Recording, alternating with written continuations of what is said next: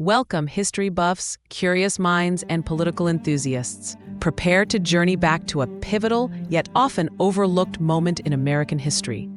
We delve into the astonishing tale of the shortest presidency in U.S. history, a mere 31 days, and the chilling legend that surrounds it. This is the story of William Henry Harrison, our 9th U.S. president, whose brief tenure left an indelible and perhaps cursed mark on the nation. Our purpose today is to peel back the layers of time, examining not just the facts, but the profound implications of this extraordinary event. We will explore the life of a military hero, the political ambitions of an era, and the unforeseen tragedy that reshaped the very fabric of American governance. This is more than a historical account. It is an exploration of destiny, leadership, and the enduring power of folklore. Before his remarkably brief stint in the White House, William Henry Harrison was a towering figure, forged in the crucible of the American frontier. Born into a distinguished Virginia family, his lineage was steeped in the very origins of the Republic. His father, Benjamin Harrison V, was a signer of the Declaration of Independence, a foundational patriot whose legacy undoubtedly shaped young William Henry. Harrison initially pursued a medical career, but the call of the frontier and military service proved irresistible. He joined the U.S. Army in 1791, quickly distinguishing himself in the Northwest Indian War. His early military experiences honed his leadership skills and instilled in him a deep understanding of the challenges facing the burgeoning nation's westward expansion. He served under General Mad Anthony Wayne, learning the art of frontier warfare and diplomacy. Military prowess culminated in the decisive Battle of Tippecanoe in 1811. This engagement fought against a confederation of Native American tribes led by Tecumseh and his brother Tenskwatawa, the Prophet, solidified Harrison's reputation. The victory, though costly, was a strategic triumph, earning him the enduring moniker Old Tippecanoe. It became a powerful symbol of American expansion and a cornerstone of his political identity. Following his military career, Harrison transitioned seamlessly into politics, serving as a territorial governor, a U.S. representative, and a U.S. senator. His political ascent was fueled by his military fame and his image as a rugged, principled frontiersman. He embodied the spirit of the common man, a powerful narrative in the burgeoning democratic landscape of the 19th century. In the election of 1840, Harrison, a Whig, ran on a populist platform, famously employing the log cabin and hard cider campaign.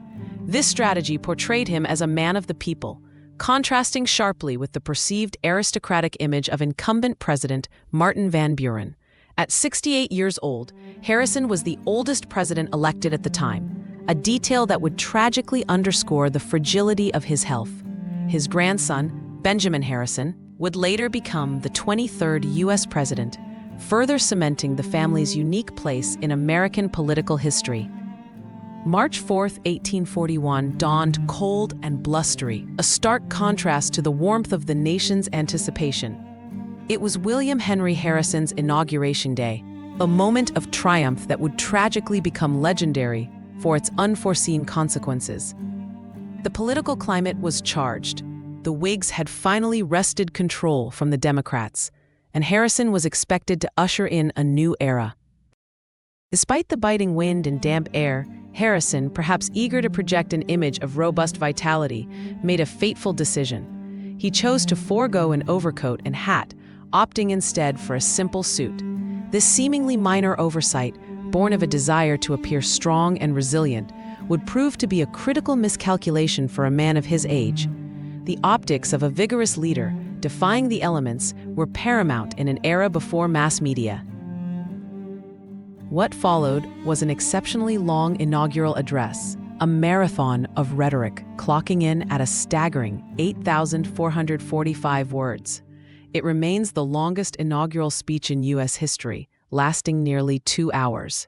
Harrison delivered every word himself, standing exposed to the elements, his voice echoing across the assembled crowd.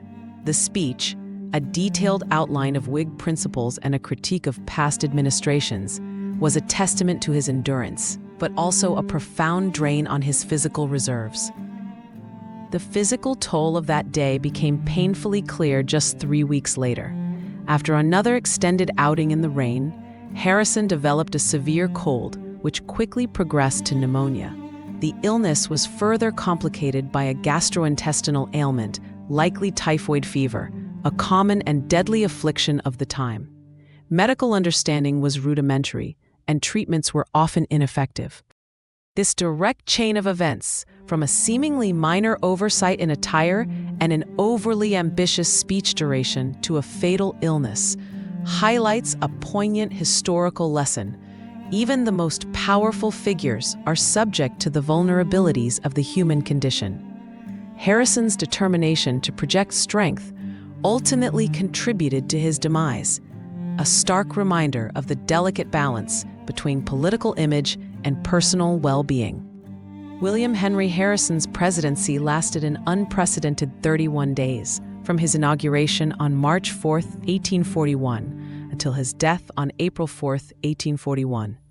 This makes his tenure the shortest in U.S. presidential history, a record that stands to this day. His passing marked a somber and profoundly significant first for the young nation. He was the first president to die in office. The news of his illness had spread quickly, but his death sent shockwaves across the country. The nation was plunged into an immediate and unprecedented constitutional crisis. The U.S. Constitution, in Article 2, Section 1, Clause 6, stated that in case of the death, resignation, or inability to discharge the powers and duties of the said office, the same shall devolve on the Vice President. However, it was ambiguous whether the Vice President became the President or merely acted as President. Vice President John Tyler, a former Democrat who had joined the Whig ticket, was at his home in Virginia when he received the news. He immediately traveled to Washington, D.C., where he asserted his right to the full powers and title of President. This bold move, though initially met with resistance and debate, ultimately set a crucial precedent. Tyler's claim, often referred to as the Tyler precedent, established that the vice president fully assumes the presidency upon the death of the incumbent, rather than merely acting as president. This event, though tragic, fundamentally shaped the future of American governance. It clarified the line of succession, a vital component of a stable republic. The 25th Amendment, ratified in 1967, later codified this precedent, ensuring a clear and unambiguous transfer of power in such circumstances. Harrison's death, therefore, inadvertently strengthened the constitutional framework of the presidency, a lasting legacy far beyond his brief time in office. Adding an intriguing, almost mythical layer to William Henry Harrison's story is the enduring legend known as the Curse of Tippecanoe, also referred to as Tecumseh's Curse or the 0-Year Curse. This captivating legend suggests a supernatural connection to Harrison's early death and the subsequent deaths of several U.S. presidents. It's a tale that has fascinated generations, blending historical fact with chilling folklore. The legend's origins are rooted in the aftermath of the Battle of Tippecanoe. It is said to have been pronounced by Tenskwatawa, the prophet, Tecumseh's brother, who was a spiritual leader among the Native American Confederation. Enraged by Harrison's victory and the continued encroachment on native lands, Tenskwatawa allegedly cursed Harrison and all future U.S. presidents elected in a year ending in 0. The curse foretold that they would die in office. The pattern of presidential deaths following this supposed curse was remarkably consistent for over a century, fueling public fascination and the legend's popularity. William Henry Harrison, elected 1,840, died in office 1,841. Abraham Lincoln, elected 1860, assassinated in office 1865. James A. Garfield, elected 1880, assassinated in office 1881. William McKinley, elected 1900, assassinated in office 1901. Warren G. Harding, elected 1920, died in office 1923. Franklin D. Roosevelt, elected 1940, died in office 1945. John F. Kennedy, elected 1960, assassinated in office 1963. This striking sequence of events, spanning from Harrison's death in 1841 to John F. Kennedy's assassination in 1963, is undeniably compelling. Each death, whether from illness or assassination, added another layer to the chilling narrative. The only notable outlier among presidents who died in office but weren't elected in a zero year was Zachary Taylor, who died in 1850, further highlighting the perceived pattern. However, the curse appears to have been broken in modern times. Ronald Reagan, elected in 1980, survived an assassination attempt in 1981 and went on to complete 2 full terms. Similarly, George W. Bush, elected in 2000, survived a grenade incident in 2005 and completed his 2 terms. This intriguing narrative perfectly illustrates how humans often seek meaning and patterns in historical events, transforming a series of unfortunate coincidences into a captivating piece of folklore that continues to spark debate and wonder. That persistence of such legends speaks to our innate desire to find order in chaos, to attribute supernatural causes to inexplicable tragedies. While historians dismiss the curse as mere coincidence, its cultural impact is undeniable. It serves as a powerful reminder of the human tendency to weave narratives that explain the inexplicable, adding a layer of mystery to the often harsh realities of history. Despite his record-setting brief tenure of just 31 days, William Henry Harrison's place in American history is undeniably unique. His presidency, though fleeting, serves as a poignant reminder of life's fragility and the unpredictable nature of leadership. It underscores the immense pressures and demands placed upon the nation's highest office, even in its nascent stages. Beyond the dramatic circumstances of his death, Harrison's pre-presidential career left a more substantial mark on the nation. His military achievements, particularly the Battle of Tippecanoe, played a significant role in the story of westward expansion and the complex, often challenging relationship between the U.S. government and Native American tribes.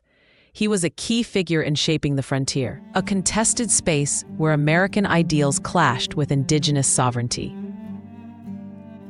Harrison's story, therefore, isn't just a footnote about a short presidency. It encapsulates broader themes of early American development, the challenges of frontier life, and the evolving responsibilities of the nation's highest office. His death forced the young republic to confront fundamental questions of succession and stability, ultimately strengthening its constitutional framework. Even the shortest presidencies, as Harrison's clearly demonstrates, can leave an enduring legacy, whether through the precedents they set, the legends they inspire, or the historical questions they prompt. His life and death offer a rich tapestry for study, inviting us to consider the interplay of personal choices, political ambition, and the unpredictable hand of fate. It reminds us that history is not merely a collection of dates and names, but a dynamic narrative shaped by human decisions and unforeseen circumstances. What are your thoughts on the curse of Tippecanoe? Is it a chilling coincidence, or does it hint at something more profound? Share your insights in the comments below. If you found this journey into America's past intriguing, please like this video, subscribe to our channel for more historical deep dives, and hit the notification bell so you don't miss our next exploration into the annals of time. Your engagement helps us continue to bring these fascinating stories to life.